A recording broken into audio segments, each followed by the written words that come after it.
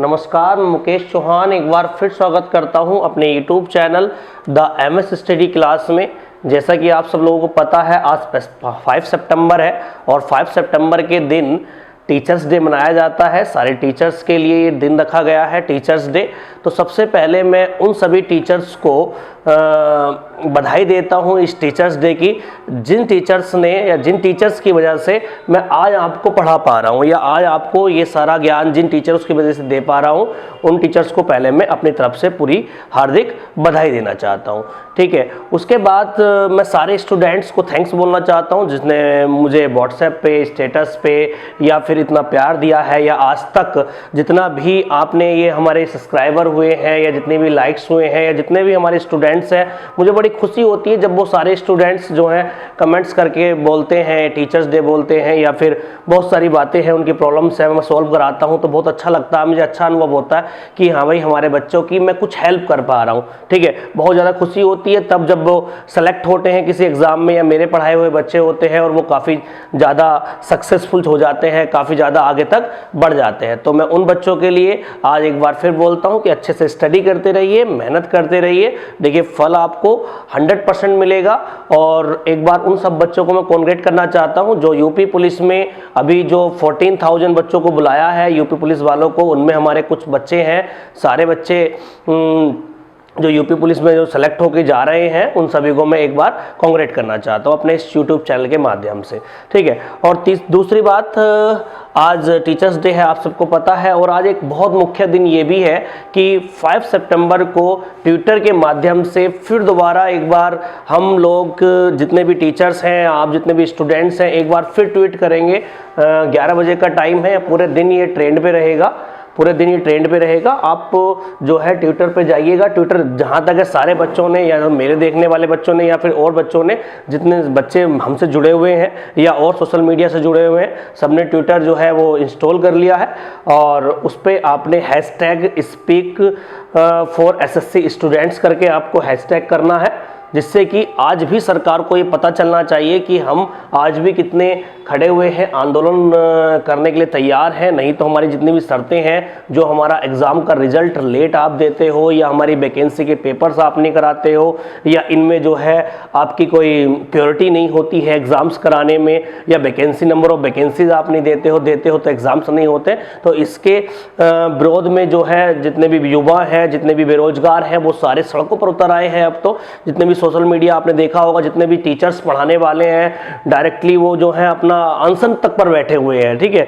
तो आपको भी उनकी हेल्प करनी है। मैं अपने इस YouTube चैनल के माध्यम से आपसे रिक्वेस्ट करना चाहता हूँ, जितना ज़्यादा हो सके ट्वीट करिएगा और इस सरकार को दिखा दीजिएगा कि हम भी कुछ हैं और हमारा अगर आपने कुछ ध्यान नहीं दिया तो हम भी आपको कोई ध्यान नहीं देंगे, यानी कि आपकी सरकार आने वाले टाइमिंग में हम नहीं बनाएंगे अगर आप हमारे साथ नहीं है। ये सरकार को सोचना ही चाहिए, क्योंकि बेरोजगारों की बात है। जब तक ये बेरोजगार या युवा जब तक आपसे खुश नहीं होगा, मैं सरकार से फिर दोबारा रिक्वेस्ट करता हूँ कि जब तक ये आप जो बेरोजगार है या युवा है, जब तक आपसे खुश नहीं होगा, आप इसमें स्टेबल रह ही नहीं सकते, यानी कि आप सरकार में बने हुए नहीं रह सकते। कब तक रहोगे? 2022 में इलेक्शंस हैं यूपी के। तो मैं अपने माननीय मुख्यमंत्री से भी रिक्वेस्ट करना चाहता हूं कि बच्चों की जो डिले वैकेंसी है उनको कंप्लीट कराइएगा और आने वाले टाइमिंग में जितनी भी वैकेंसी आपने अनाउंस की हैं उनको टाइम से टाइम और बिल्कुल उसमें जो है प्योरिटी रखिएगा। ठीक है, अब हम देखिए इस लेक्चर में मेंस्ट्रुएशन 3D पढ़ेंगे। ठीक है, काफ़ी दिन हो गए हैं वीडियो को अपलोड किए हुए। मेंस्ट्रुएशन 3D पढ़ेंगे, 3D का पार्ट नंबर 5 पढ़ेंगे और 4 पार्ट इस मेंस्ट्रुएशन 3D के आपको पढ़ा चुका हूँ। ठीक है, तो आ जाते हैं आज मेंस्ट्रुएशन 3D में। सबसे पहले हम पढ़ते हैं आज कोन। ठीक है, मैंने आपको सिलेंडर के बारे में बता दिया, होलो सिलेंडर के बारे में बता दिया, क्यूब के बारे में, क्यूबाइड के बारे में, 4 शेप मैंने इन लास्ट वाले 4 में बता चुका हूं। ठीक है, उसके बाद हमारे पास एक कोन है। कोन का मतलब होता है हमारा शंकु। ठीक है, देखिए सवाल यहाँ से बहुत ज़्यादा आता है, बेलन से और शंकु से। दो जो आपकी डायग्राम है बेलन और शंकु, यहाँ से क्वेश्चन आपको ज़्यादा मिलेगा। तो आज हम कोन की बात करेंगे, शंकु की बात करेंगे। आकृति देख लेते हैं पहले, कैसी आकृति होती है देखिएगा। सबने देखी होगी आकृति, ये आइसक्रीम तरह की आकृति होती है। जैसे कि हम कोन खरीदते हैं, या बाजार में कोन, मेहंदी वाली को भी कोन बोलते हैं, इससे मेहंदी लगाई जाती है, उसको भी हम कोन ही बोलते हैं डायरेक्टली, हिंदी उसकी कोई मीनिंग नहीं जानता लेकिन कोन बोलता है उसे, ठीक है। उसके बाद इसको अगर हम देखें तो ये बर्थडे कैप भी बोलते हैं, बर्थडे की जो टोपी लगाते हैं, बर्थडे जो बॉय होता है उसकी जो टोपी होती है वो भी इसी आकार की होती है। उसके बाद ये मंदिर भी, कुछ मंदिर भी इसी आकृति के होते हैं, कोनिकल टाइप के होते हैं, कोनिकल शेप के होते हैं। तो ये जो आकृति आपको दिख रही है ये क्या है, हमारी एक कोन है, शंकु है, ठीक है। आइसक्रीम पे सवाल बहुत आता है इसमें, आइसक्रीम भी क्या है, कोनिकल शेप की होती है, ठीक है। उसके बाद देखिए ये इसका बेस है, और ये बेस कैसा है, सर्कुलर है, यानी कि इसका जो बेस है मैं आपको बता देता हूं, इसका जो बेस है वो कैसा है, हमारा वृत्ताकार है। आपको ऐसे दिखने से नहीं लगेगा लेकिन ये क्या है, एक पूरे गोल चक्कर पे क्या है, ये टिका हुआ है, ठीक है, बेस है। अगर मैं यहां से यहां तक की अगर इसमें सेंटर मान लूं और यहां से यहां तक की बात करूं तो ये क्या होगी, इसकी रेडियस होगी, ये क्या होगी, इसकी रेडियस होगी, यानी कि वृत्त की क्या होगी, ये त्रिज्या होगी। इतनी बात आप समझ पा रहे होंगे, वृत्त की त्रिज्या होगी। और ये यहां से लेकर यहां तक, यानी कि इस पॉइंट से सेंटर तक, देखिए हाइट जो होती है बिल्कुल परपेंडिकुलर होती है। कभी भी किसी भी शेप की आप हाइट अगर निकालोगे तो मैंने बताया था लांबिक दूरी, यानी कि जो लांबिक दूरी होती है वही क्या होती है, हमारी एक हाइट होती है। तो ये हमारे पास इस पॉइंट से, अगर मैं इसे ए पॉइंट मान लूं, इसे मैं डी पॉइंट मान लूं, तो एडी जो हो जाएगी वो क्या हो जाएगी, इसकी हाइट हो जाएगी। तो मैं कह सकता हूं एडी जो हो जाएगी इसकी क्या हो जाएगी, हाइट हो जाएगी। क्लियर है बात, ये कोई परेशानी नहीं होनी चाहिए, यहां पर एडी हाइट हो जाएगी। उसके बाद ये रेडियस हो जाएगी हमारी, यहां से यहां तक क्या हो जाएगी, रेडियस हो जाएगी। और यहां से यहां तक अगर हम देखेंगे तो डायमीटर हो जाएगा, व्यास हो जाएगा। उसके बाद ये क्या है, आपको देखो ये मेन है, इसमें ये जो है इसकी तिरछी ऊंचाई है। क्या है ये, इसकी तिरछी ऊंचाई है, इसे स्लैंट हाइट बोलते हैं इंग्लिश में, स्लैंट हाइट यानी कि तिरछी ऊंचाई है, तिर्यक ऊंचाई बोल देंगे इसे, तिर्यक ऊंचाई क्या बोल देंगे इसे, स्लैंट हाइट यानी कि तिर्यक ऊंचाई बोल देंगे। तो मैं बिल्कुल सब सारी चीजें इसको आराम से पढ़ाऊंगा। पहले इसमें मैं कोन के बारे में बताऊंगा, उसके बाद कोन जब कट होता है, यहाँ से कट 2 बार 3 बार कट होता है उसके बारे में बताऊंगा। उसके बाद एक इसका शेप होता है हमारा फ्रस्ट्रम यानी कि छिन्नक, उसके बारे में बताऊंगा। तो पूरा हमारा कंप्लीट वीडियो बन जाएगा इस पे शंकु पर, ठीक है। तो ये जो होता है ये एल से शो करते हैं, हम किससे शो करते हैं, एल से शो करते हैं। एल क्या होगी, हमारी तिरछी ऊंचाई हो गई। एल बराबर क्या हो गया हमारा, तिरछी ऊंचाई, तिरछी कह दो या तिर्यक ऊंचाई कह दो, तिर्यक ऊंचाई। क्लियर है। तो ये जो होगी आप समझिए, मैंने बताया था कि हाइट जो होती है 90 डिग्री पर होती है, परपेंडिकुलर होती है। तो यहाँ पर पाइथागोरस में रख जाती है h² + r², यानी कि हमारे पास जो हो जाता है तिरछी ऊंचाई, तो L² बराबर हो जाएगा h² + r²। तो इतनी सी बात याद रखना कि L² बराबर क्या हो जाएगा, h² + r²। ये बात आपको याद रखनी है, L² बराबर h² + r²। तो क्या क्या बात हो गई, ये हाइट हो गई, ये स्लैंट हाइट होगी, और ये क्या हो गई, रेडियस होगी। अगर हम वॉल्यूम की बात करते हैं, इसके आयतन की बात करते हैं, देखिएगा अगर इसके आयतन की बात करें, वॉल्यूम की आयतन, इस बात को समझना अच्छे से, ठीक है।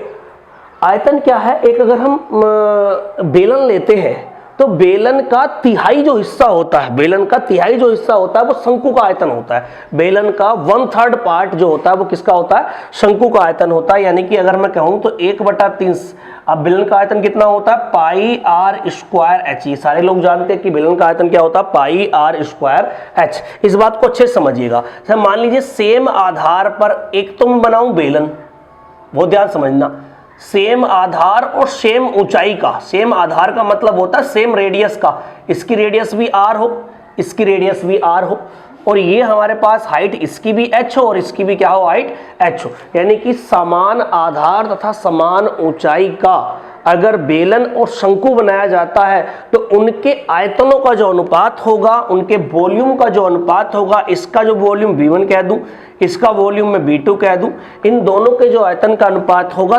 3:1 होगा। इस बात को ध्यान रखना है बहुत ध्यान से, क्योंकि एग्जामिनेशन में सवाल डायरेक्टली पूछा गया है। कितना होगा, 3:1 होगा। कितना, 3:1 होगा। 3:1 का मीन्स क्या हो गया कि बेलन का आयतन 3 गुना होता है शंकु के आयतन का, और शंकु का आयतन 1/3 होता है बेलन के आयतन का। इस बात का ध्यान रखना कि ये 1/3 हो गया किसके, शंकु के आयतन, बेलन के आयतन का 1/3, और बेलन का आयतन शंकु के आयतन से क्या हो गया हमारा, 3 गुना हो गया। तो इस बात को भी लिख सकते हो, कहीं भी नोट बना के लिख लो आप। मैं आपको बोल देता हूँ ये स्टेटमेंट नोट बना के लिख लो कि समान आधार तथा समान ऊंचाई पर बने, समान आधार और समान ऊंचाई पर बने वेलन का आयतन शंकु के आयतन का 3 गुना होता है। या सेकंड स्टेटमेंट ये कह सकते हो कि समान आधार पर या समान आधार तथा समान ऊंचाई के वेलन जो होता है 3 गुना होता है शंकु के, और शंकु जो होता है 1/3 होता है। क्लियर है?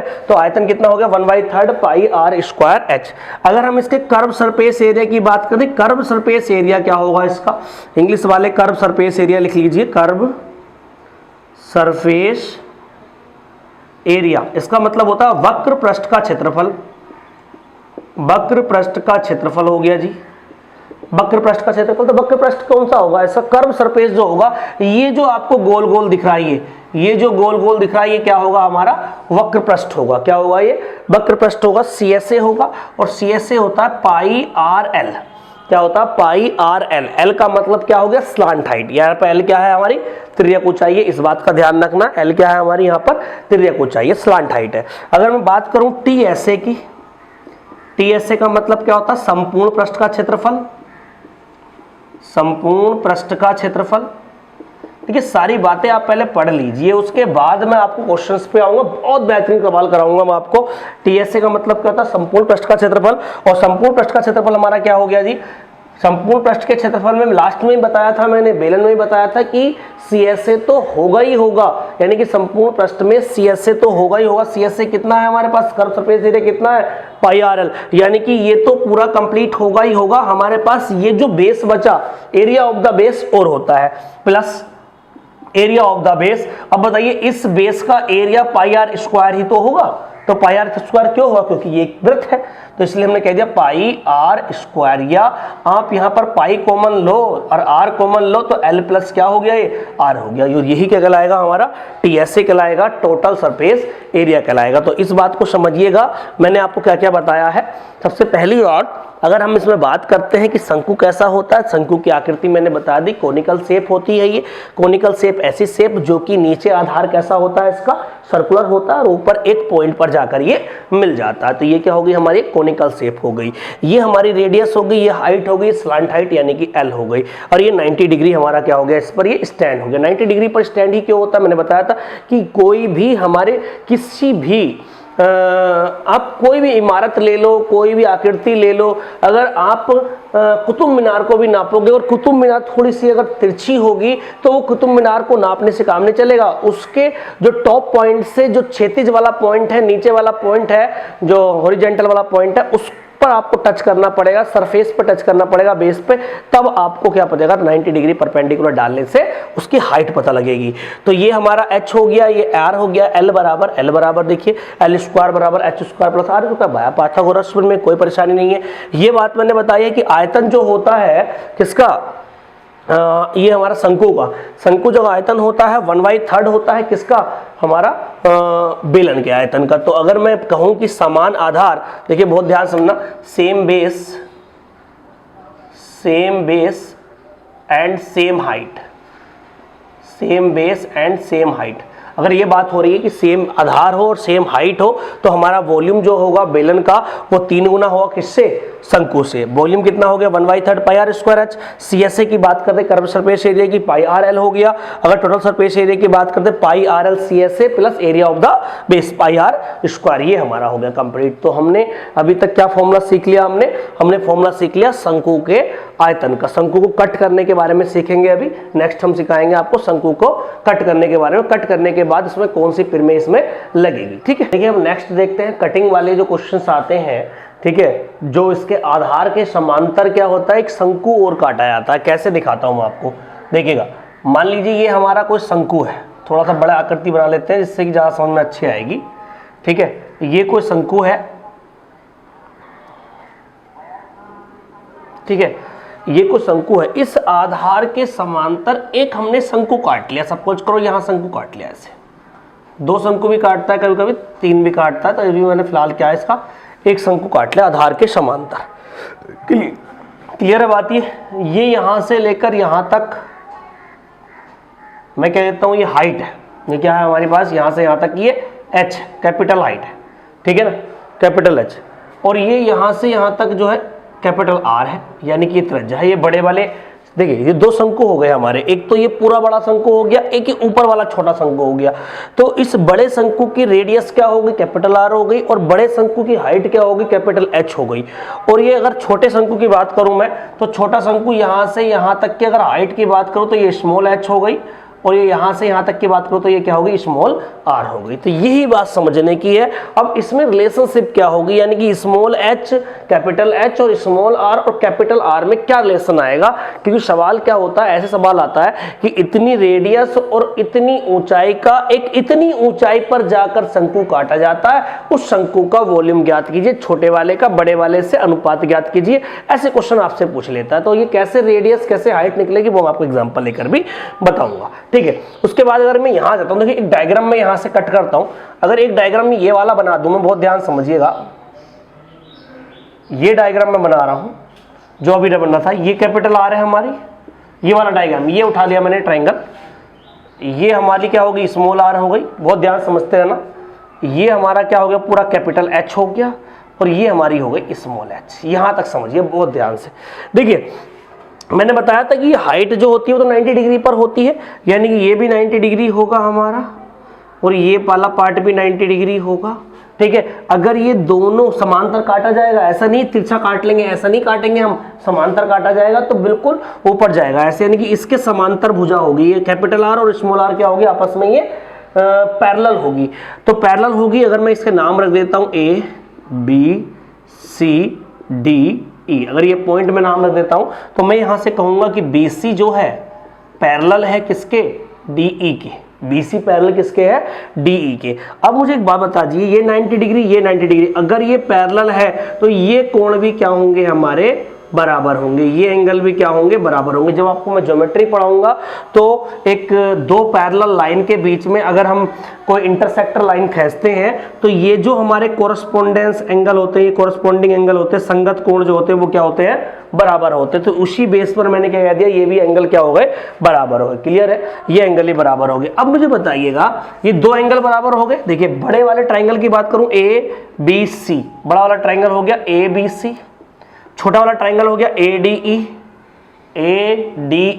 ये दोनों आपस में क्या हो गए, समरूप हो गए, सिमिलर ट्राइंगल हो गए। सिमिलर ट्राइंगल मैंने पढ़ाया था जब 2D मैंने पढ़ाई थी आपको, तो सिमिलर ट्राइंगल में ये बताया था कि किसी भी दो ट्राइंगल के कम से कम दो एंगल अगर बराबर है तो वो आपस में क्या रखते हैं, सिमिलैरिटी रखते हैं, समांतरता रखते हैं। क्लियर है बात ये वाली, ये बताई थी मैंने आपको। तो ये दोनों आपस में क्या हो गए, समांतर हो गए। मैं अगर इसका नाम ले देता हूँ थीटा, बहुत प्यार से पढ़ाऊंगा मैं इसका, θ1, तो ये भी क्या हो गया हमारे पास, θ1 हो गया। और इसको मैं अगर नाम दे दूं इस वाले कोण को तो कॉमन नाम अल्फा कह देते हैं, कॉमन नाम है, कोई दिक्कत नहीं है। अब देखिए हमारे दो डायग्राम यहां बनेंगे। अगर मैं ABC की बात करता हूं तो ABC डायग्राम जो बनेगा वो ऐसे बनेगा, बहुत ध्यान समझना है। ABC डायग्राम जो बनेगा वो ये बनेगा, ABC, B एंगल कितने डिग्री का है, 90 डिग्री का, ये हमारा कितना है, θ1 है, और ये क्या है हमारा, अल्फा है। समझते हैं ना ध्यान से। और ये भुजा क्या है हमारी, कैपिटल H है, और ये क्या है हमारी, R है। क्लियर है। अगर मैं एक ADE बनाऊं, छोटा सा बना देता हूं, ADE छोटा ही है, ये A हो गया, ये D हो गया, ये E हो गया, तो ये हमारा कितने डिग्री का है, 90 डिग्री का। ये क्या है हमारा, θ1, और ये क्या है, अल्फा है। ये स्मॉल r है और ये क्या है, स्मॉल h है। क्लियर है, यहाँ तक कोई परेशानी नहीं होनी चाहिए। यानी कि ये दोनों ट्रायंगल आपस में क्या हो गए, समरूप हो गए, सिमिलर ट्रायंगल हो गए। जब ये समरूप हो गए तो इनके सामने वाली भुजाओं का रेशो बराबर होना चाहिए। अरे सिमिलर ट्रायंगल की मेरी वीडियो देखना, 2D में आप सब समझ जाओगे। तो इसके सामने वाली भुजाओं का रेशो भी क्या होना चाहिए, बराबर हो गया। देखिए अल्फा के बराबर कैपिटल R है। क्लियर है बात, ये अल्फा के बराबर क्या हो गया, कैपिटल R हो गया, बटे इस अल्फा के बराबर क्या है, स्मॉल r, बराबर इस θ1 के बराबर क्या है, कैपिटल H, बटे इस θ1 के बराबर क्या है, स्मॉल h। तो ये रिलेशन आपको याद रखना है कि जो रिलेशन इस बड़ी वाली त्रिज्या और छोटी वाली त्रिज्या में होगा, वही अनुपात हमारा बड़ी वाली हाइट और छोटी वाली हाइट में होगा।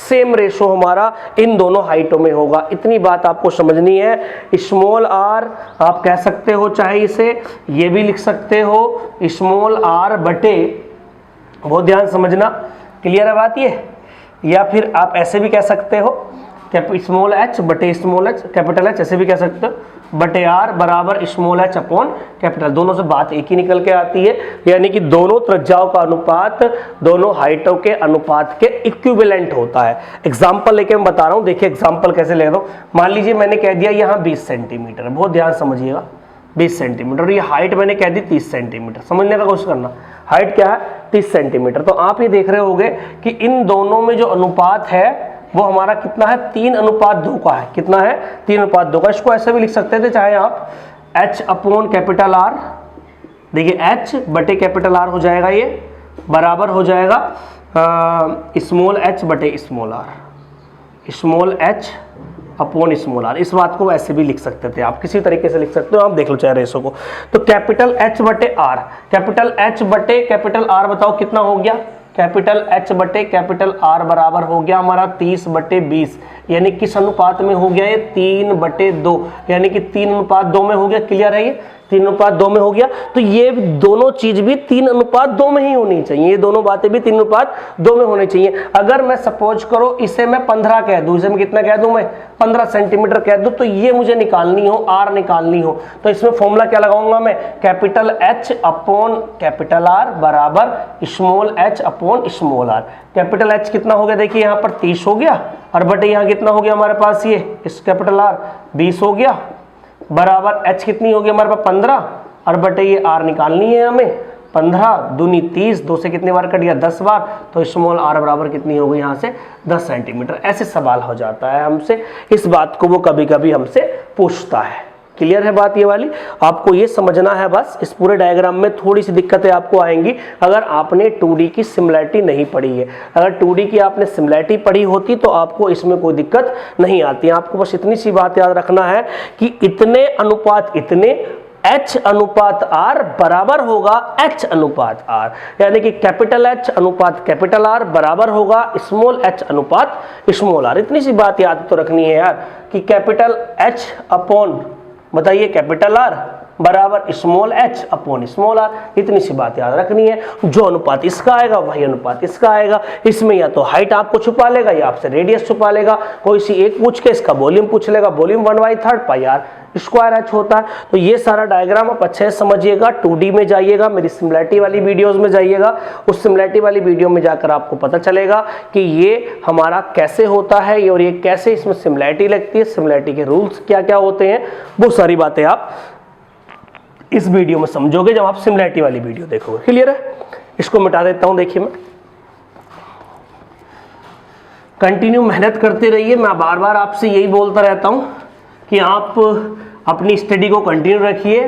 भले से अभी जॉब नहीं है, अभी कोई वैकेंसी ऐसी नहीं है, यूपीएसआई की वैकेंसी भी अभी कंप्लीटली नोटिफिकेशन नहीं आया है, जबकि आएगा उसका टेंडर हो चुका है, आप सबको पता है, ठीक है ना। और जी एसएससी वालों ने भी अपना नोटिफिकेशन डाल दिया है, चाहे वो कैलेंडर का हो चाहे वो आपके रिजल्ट का हो, एसएससी वालों ने भी उसका फर्क पड़ा है। 1 तारीख का, 1 तारीख के जस्ट बाद उन्होंने क्या हो गया अपना नोटिफिकेशन डाल दिया। ऐसे ही यूपी SSSC वालों को भी फर्क पड़ेगा, और जिससे कि हम सक्सेसफुल रहेंगे और आने वाले टाइमिंग में 2021 में भरपूर वैकेंसी होंगी। एनटीपीसी का भी एग्जाम ये लोग कराएंगे। इन पे प्रेशर इतना बना दिया गया है स्टूडेंटों के द्वारा और टीचर्स के द्वारा, जिससे कि ये लोग जरूर हमारा हेल्प करेंगे, ठीक है। तो इसलिए आप कंप्लीटली पढ़ाई करते रहिए, आप घबराइए मत, ठीक है। घबराने की कोई आवश्यकता नहीं है। हम पढ़ते हैं फ्रस्टम। फ्रस्टम का मतलब होता है छिन्नक। इसके बारे में थोड़ा जान लीजिए, हो सकता है कोई एक सवाल आपको इस छिन्नक से आ जाए। बहुत रेयर केसेस में सवाल आता है। ये इसी का पार्ट है, शंकु का पार्ट है, इसीलिए मैं आपको इस वीडियो में बता रहा हूँ, क्योंकि ये छिन्नक जो है शंकु को काट कर बनता है। कैसे, जैसे कि मैं आपको आकृति बता देता हूँ इस टाइप की। ज़्यादा डीप जाने की कोई ज़रूरत नहीं है इसमें, आपको सिर्फ फॉर्मूले याद रखने और फॉर्मूले याद रख के आपका काम बन जाएगा, ठीक है। ये हमारा हो गया, ये इसको छिन्नक कहते हैं। ये स्मॉल r होता है, ये कैपिटल, यानी कि शंकु का ऊपर वाला हिस्सा कट गया। ये शंकु अगर ऐसे बनता तो ये शंकु का ऊपर वाला हिस्सा कटने के बाद जो ये उल्टी बाल्टी सी लग रही है आपको, ये क्या हो गई हमारी बाल्टी। अगर बाल्टी का हम एग्जाम्पल लेते हैं तो वो हमारा क्या होता है, छिन्नक होता है। तो ये हमारा कैपिटल R कह देते हैं इसे। ये हमारा H हो गया। क्लियर है, H ऐसे वाला बना सकते हो आप। अब ये जो है L इसमें थोड़ा अलग आएगा। L स्क्वायर बराबर H square plus R minus R का होल स्क्वायर। इस बात का ध्यान रखना है, ठीक है। या L बराबर आप कह देंगे L बराबर under root H square plus R minus R का होल। इसका पूरा डेरिवेशन है, डेरिवेशन कराने की कोई आवश्यकता नहीं है, काफ़ी बड़ा पड़ जाता है डेरिवेशन। आपको सिर्फ और सिर्फ ये फॉर्मूला याद रखना है, एल कैसे निकलेगा, इसका स्लांट हाइट कैसे निकलेगी, स्लांट हाइट की आवश्यकता पड़ेगी। वॉल्यूम की अगर हम बात करते हैं, इसके आयतन की बात करते हैं तो आयतन हो जाएगा इसका हमारा 1/3 pi R square plus R square R R और जी एच। इस बात का ध्यान रखना है, थोड़ा सा बड़ा वॉल्यूम है इसका, यानी कि फॉर्मूला थोड़ा सा बड़ा है, तभी मैं आपसे कह रहा हूँ कि इसमें जो सवाल आता है वो रेयर केस में आता है। आपको सिर्फ फॉर्मूले याद रखने हैं और डायरेक्टली फॉर्मूला बेस्ड सवाल आएगा, आपको कुछ करने की खास जरूरत नहीं पड़ेगी। ज़्यादा टफ पेपर्स होगा, कोई बड़ा पेपर्स होगा तो हो सकता है कुछ ज़्यादा बातें पूछ ले, अदरवाइज जो आपके एग्जाम्स है ग्रुप सी लेवल के, जो यूपीएसआई है, यूपी पुलिस है, लेखपाल का पेपर है, SSC 10+2 है, CGL का प्री, ये सारी चीज़ें इसमें कवरअप हो जाएंगी। आपको ज़्यादा पढ़ने की जरूरत नहीं है, ज़्यादा इसमें कुछ करने की जरूरत नहीं है, छिन्नक में आपको फॉर्मूले याद रखने हैं बस, ठीक है। उसके बाद हम CSA पे आते हैं। इसके CSA का मतलब वक्र पृष्ठ का क्षेत्रफल, इंग्लिश वाले समझ रहे होंगे, कर्व सरफेस एरिया, वक्र पृष्ठ का क्षेत्रफल हो गया जी। CSA होता है pi R plus R L, pi R plus R L, यानी कि ये pi R plus R L हो जाएगा। पाई आर एल होता है तो पाई आर की स्मॉल वाला और पाई आर कैपिटल वाला, ठीक है। उसके बाद TSA की अगर हम बात करें, TSA में CSA तो होता ही होता है, क्लियर है बात ये, सही है। उसके बाद पाई आर एल ही होगा ही होगा, प्लस के एक नीचे वाला एरिया एक ऊपर वाला एरिया, यानी कि pi capital R square plus pi small R L, क्योंकि हमारे पास टोटल सरफेस एरिया में क्या नहीं होता, एक तो नीचे का एरिया एक ऊपर का एरिया, अगर ऊपर का एरिया नहीं होता तो नीचे का एरिया ऐड करते, जैसे कि हमने कौन में किया था। तो ये फॉर्मूले आपको याद रखने हैं। किसके फॉर्मूले हैं ये? छिन्नक के फॉर्मूले हैं। अच्छे से इनको स्टडी करना है, जिससे स्टडी के बाद आपको जो क्वेश्चंस होंगे उन क्वेश्चनों में आपको कोई दिक्कत नहीं होगी। कौन के फॉर्मूले याद रखने, कौन को कट करना मैंने बताया है, कैसे उसमें हाइट और रेडियस का रिलेशनशिप होता है, क्या अनुपात होता है। उसके बाद मैंने आपको वॉल्यूम के बारे में बताया, CSA और TSA के बारे में बताया। तो जितना ज़्यादा हो सके इस चैनल्स को आप शेयर करते रहिए, सब्सक्राइब करते रहिए, ठीक है, और जितना ज़्यादा हो सके लाइक करते रहिए। और कोई प्रॉब्लम्स हो तो उसमें मुझे कमेंट बॉक्स में कमेंट करके बताइएगा कि हाँ सर ये प्रॉब्लम है और ऐसे ऐसे इस प्रॉब्लम को हमें सोल्व कराना है, ठीक है। तो आज मैं दोबारा बोलता हूँ, all of teachers, all of students, happy teachers day again.